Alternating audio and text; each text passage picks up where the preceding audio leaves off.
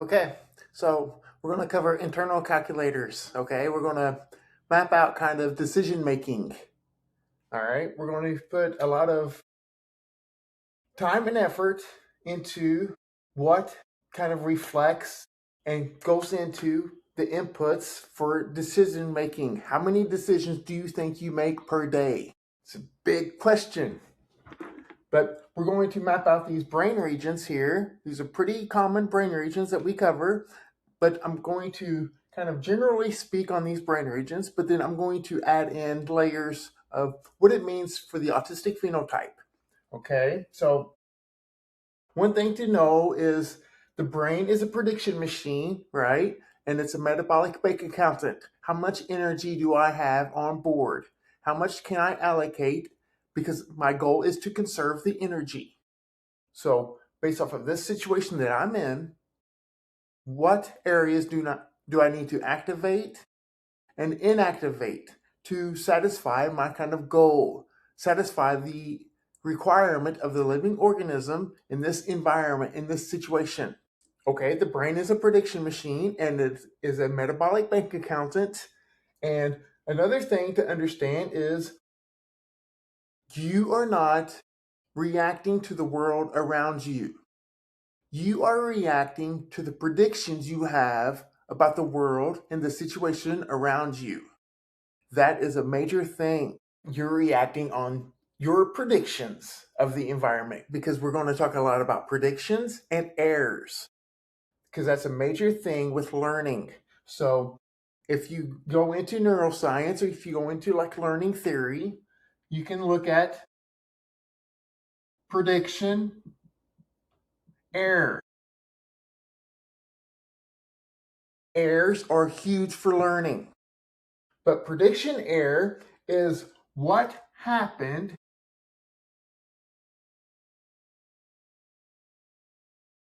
minus what was expected.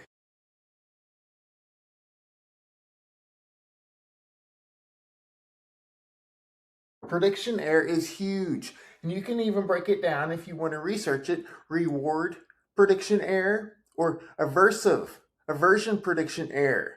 But just lumping those together because it's okay to separate those. But in reality, the living organism is going to lump those together.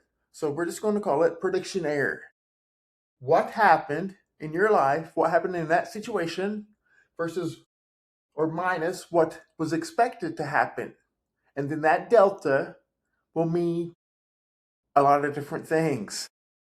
Okay, so let's just pretend like we're encountering a situation. So we have sensory inputs, and then the state that we are in, remember the metabolic bank accountant, what value does that have or potentially have?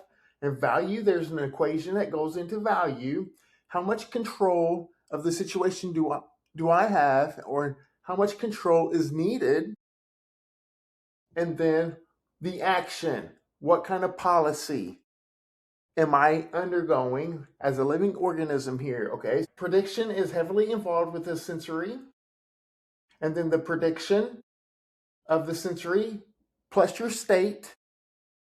It's a very big input here. And then there's also prediction with as you encounter the value. Remember, this is a continuous loop. This isn't just a linear thing.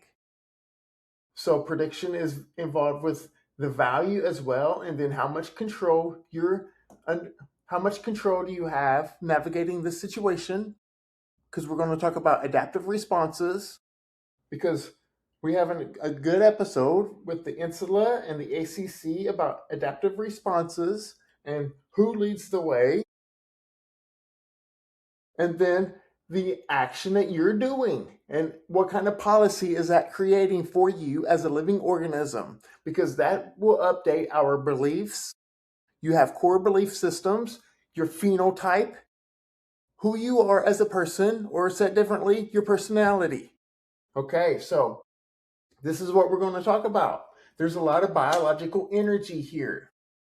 So we're just going to map out sensory with vision because one, I like vision. I like the visual cortex and I like vision biology from the retina. And we have good episodes and whiteboards on the vision biology. You can see this exact mapping with the corollary discharge episode.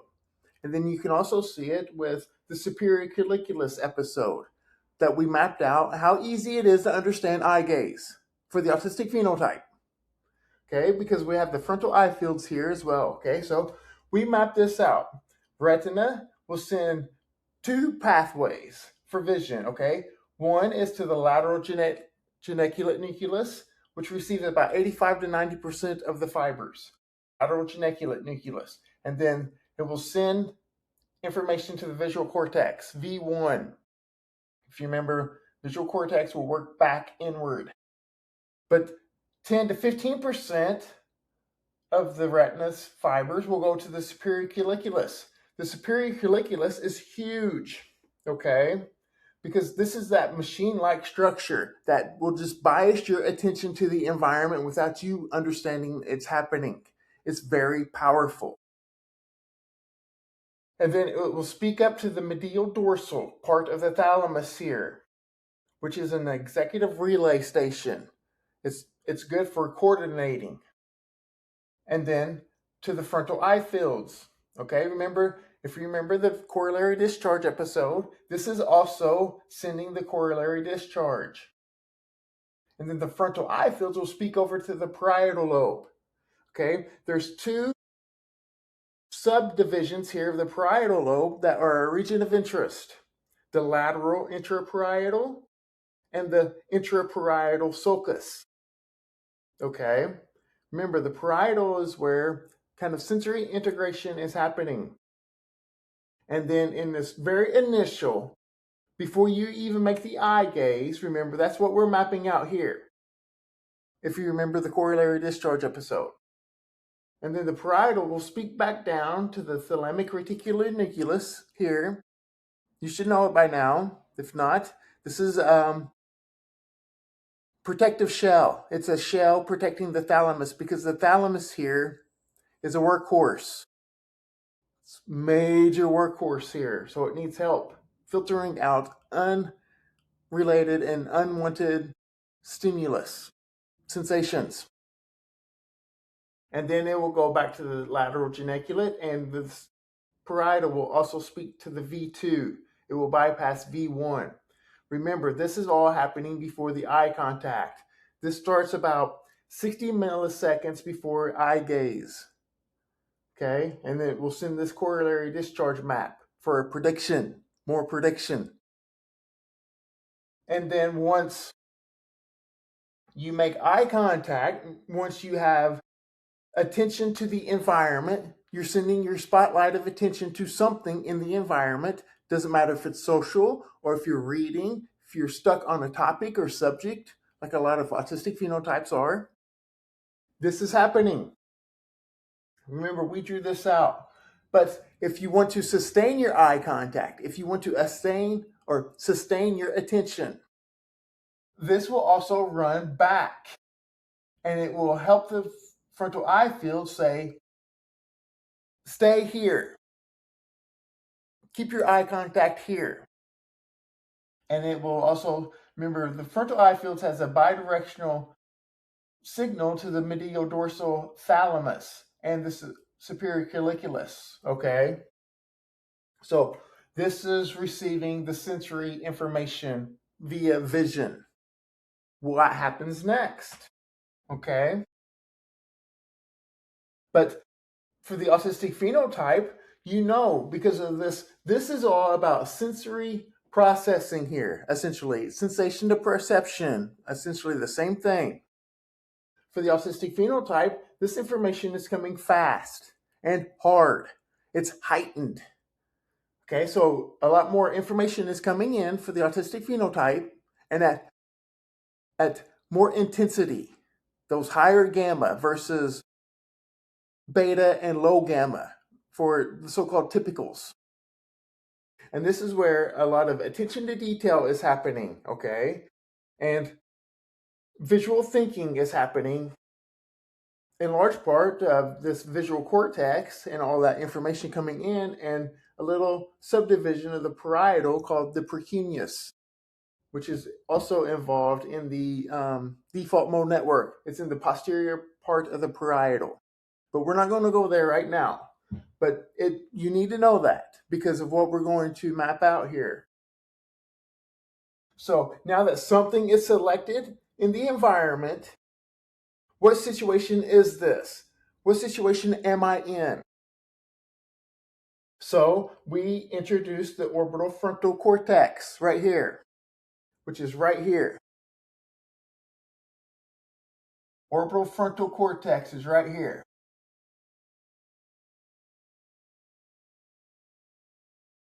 And it receives, remember, it receives sensory information fast, not raw information, because that's already processed. That's what all this green is, processing raw sensory information. The orbitofrontal receives the perception of what this sensory information is fast, because this is state.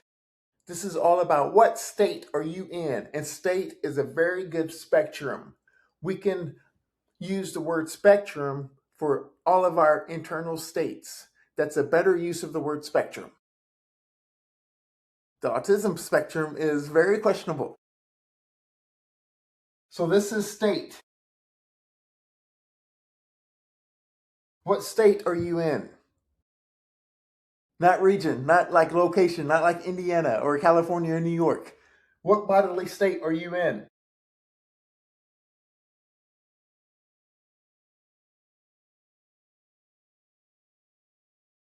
So for the autistic phenotype, we talked about, especially in the autism and intuition video, and a lot of different videos actually, that there's, for the autistic phenotype, there is a trade-off here. There's higher weight for precision, okay, versus compression. There's low compression, high precision here for the autistic phenotype, which is in reverse of the so-called normals, the so-called people that don't have this rate of information coming in with the sensory processing and the heightened awareness, the heightened intensity of these higher gamma waves, these early regions being blasted. For the normals, the typicals or whatever, there is this generalization of sensory information coming in. They just compress it into this generalization or a gist, just to send it on, which is very opposite of the autistic phenotype, where there's a lot of detail and getting stuck.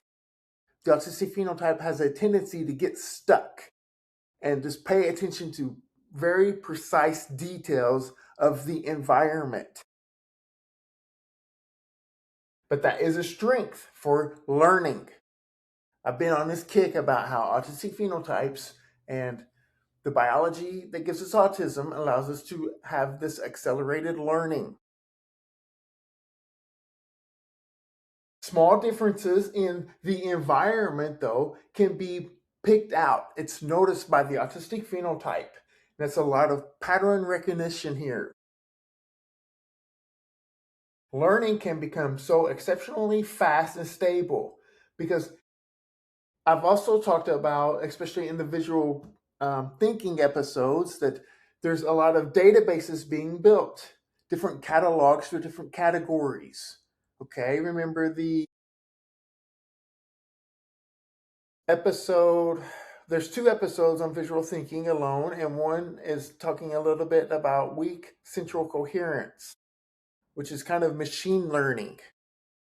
Before AI and machine learning, there was the autistic phenotype's brain. That's the original AI. So after the body, the brain is understanding what kind of state it's in to make these decisions, the medial part of the orbitofrontal cortex is coming on board, okay? Now, if the orbitofrontal cortex is here, the medial orbital is more in the middle, more closer to this midline. And that's right behind here, okay? So It's right behind the orbital. So it's also up here though, just right on the other side of the eyebrows. And this is reward. This is going to help signal what is rewarding.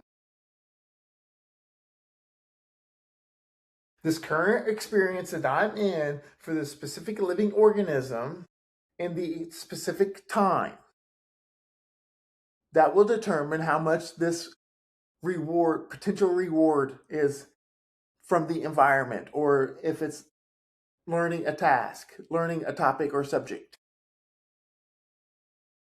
How good does this feel to me right now?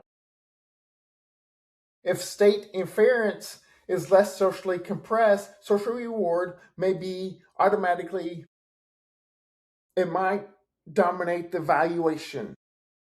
So this reward little hub with the medial or orbitofrontal cortex, value may depend more on internal structure than the external. Okay, for the autistic phenotype, value, we're getting into value because reward is a component that will equal value. For the autistic phenotype, value is not external. External is too chaotic. Remember, because of this rate of information with the sensory processing. Value for the autistic phenotype is typically internal. And this is part of this deep engagement with these certain domains that you can kind of subject and identify the autistic phenotype gets into versus the so-called typicals, okay? But value isn't just reward, okay? There's a lot of cost involved. How much effort? Remember with the metabolic bank accountant, this is a good part of that right now. Value is reward minus cost. So that brings us to the insula. We have great episodes on the insula and whiteboards. The insula is very lateral, okay? So it's right in here, but it's very lateral. We talk about the insula quite a bit because it's privileged. It's privileged to the brain states that's happening here, what's happening in the brain. It's privileged to the body. What kind of physiology, what kind of feelings am I having in my body? Am I tired? Am I weak? Do I not feel well? Is my heart rate beating too fast versus just right for this environment? Is my heartbeat fast for sitting on the couch versus running? One of those is acceptable. The other one is not. So this insula it's privileged for the brain, the body, and the environment. How is this living organism navigating the world? How do I feel in this situation right now? So for the autistic phenotype, the raw signals are amplified. Remember, okay? And this shifts the equation. Value equals reward minus cost. You can put these in deltas. Deltas, the differences of reward and cost. Is it too costly? Does the cost outweigh the reward? We can put these on seesaws again. Seesaws are always a good thing. It's a good visual representation. If cost increase, when cost increase, your avoidance is going to increase. And that's true with the autistic phenotype. It's true with anybody. Remember, because this is what we're mapping out. This isn't necessarily secluded to the autistic phenotype. There's more cost versus reward. You will find yourself reluctant to engage in that task, reluctant to repeat that task. And this is where preferences and phenotype and personality is being created. A lot of value here. What does the living organism find valuable? When is the living organism having a net gain of reward versus cost? They will repeat that. It's not complicated. And this isn't necessarily because of weakness. It's because the cost term is genuinely larger in this internal calculation. Reward may dominate fully, but there's an intense, sustained focus that's required. This is why, or a reason why, habits are preferred. Okay? Now that the brain integrates reward and cost, the ventromedial prefrontal cortex comes on board. And this is a very powerful hub. The ventromedial prefrontal cortex is powerful. It receives a lot of information. There's a lot of connections running through and out of the ventromedial prefrontal cortex. And it is down here. And it is at the bottom side of the medial prefrontal cortex. Remember, the medial frontal cortex is close to the midline, deep inside the prefrontal cortex. It's right here. And this is receiving inputs from the situation. So the state-dependent situation, the expected reward that the living organism might get, okay, the cost. So the insula is heavily weighted with this ventromedial prefrontal cortex. And then the emotional tone. The ventromedial will receive inputs from things like the amygdala and hippocampus for emotions and energy and kind of contextual memory. Okay, last time I was in this situation, this happened. All right. So value here is kind of being understood. This is value. As these little hubs are sending inputs, the ventromedial prefrontal cortex will calculate those. So insula's cost, value is in large part happening here. Remember though, it's a part of the medial prefrontal cortex. I'll just keep that open. One way to think about that, what I just said, is this area right here is the scoreboard. And the living organism will always want the reward to win. It's like the home team. Because as more rewards are being gained, net benefits, the living organism is going to repeat that. It's going to prefer that. And it doesn't matter if it's healthy or unhealthy. It doesn't care. And remember, the brain does not want to work. It just wants to respond. We're going to get to why. For the autistic phenotype, value becomes extremely stable whenever that's internal. And this will support deep focus, that logical intuition. See the autism and intuition episode. Systems reliability. Remember, one way of thinking about that is, what is reliable? What is reliable for you? For me, we're all different. We have different kind of preferences in life. And one thing that this will kind of help modulate or stamp is accelerated learning, especially in rule-governed domains. The structure, CB2, insistence on sameness. Okay? And this will kind of structure, when the structure is clear, this valuation becomes powerful and more consistent. And it doesn't matter if it's autism or not. But sometimes evaluation isn't quite enough. Imagine this from intense inner world and intense preference for that inner world.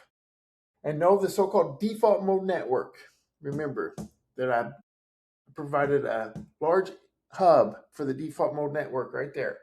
And autism means self. So as we're mapping out these hubs, you can see why the preference is internal. And understanding that intense raw sensory information here that's going to bias us inward versus outward with all that chaos. Sensory processing, this is what this is. The biology that gives us autism here allows us to be comfortable within ourselves. That insula is a very powerful hub for what I just said. Okay, and that leads us to the ACC.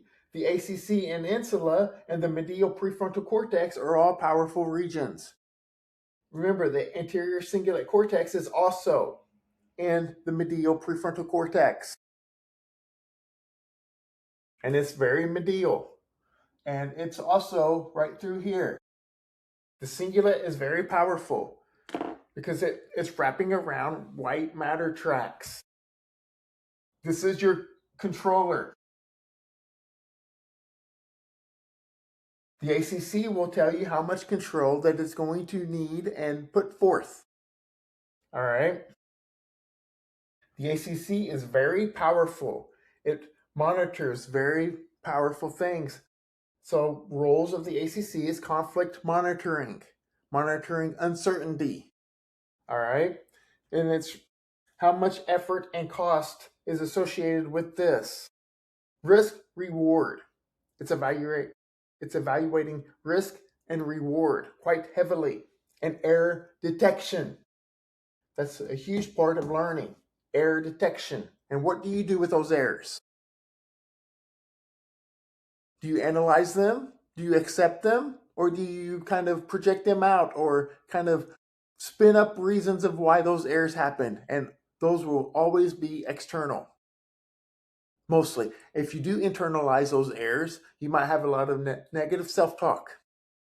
Either way, you have to accept errors. If you want to learn and grow in life as a human being, accept the errors. It's a very powerful source of growth and learning. Don't discount them.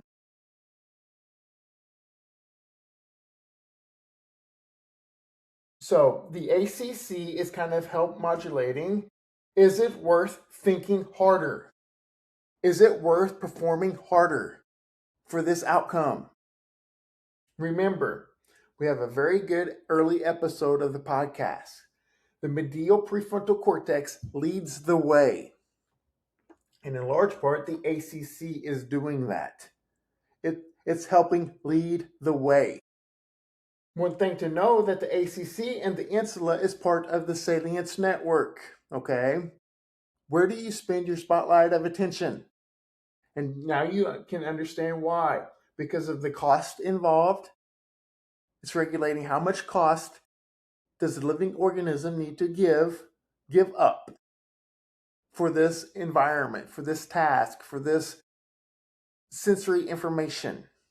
And the control. How much control do I have over this situation? How much control is it going to take? And just imagine, because humans can do this, how much thought has. There's a lot of energy associated with thought. Humans' capacity to think is infinite. It's not a good thing. It can be. It can, but it's very costly.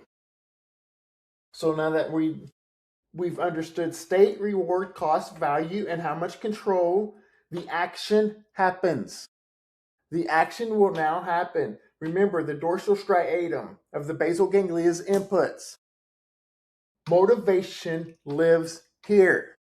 Everything that I've just mapped out is kind of feeding into motivation. You don't define motivation.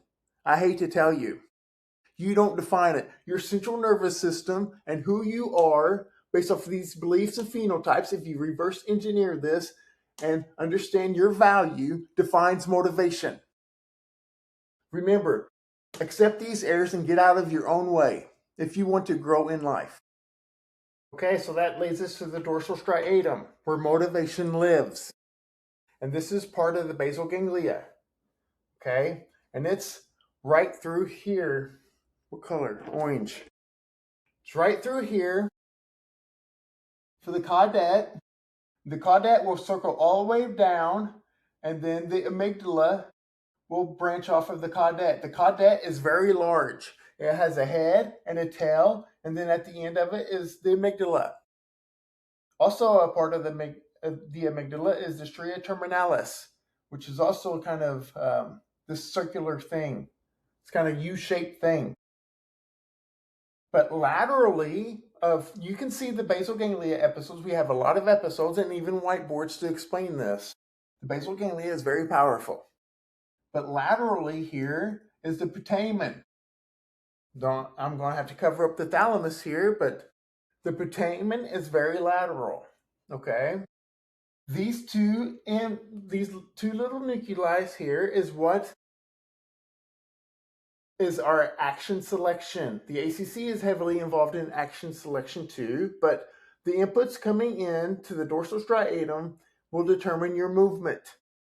I'm not going to spend any time on this video with the dorsal striatum because there are many whiteboards that are fantastic for the basal ganglia.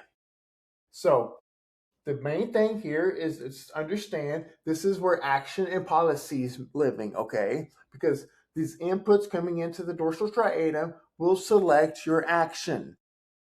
If you want them or not, it doesn't matter. This is where behaviors happen, okay? If there's a high valuation, there's a higher action probability, okay? So everything we're doing is leading up to the action. So if the reward is high, your dorsal striatum is going to stamp that and repeat it.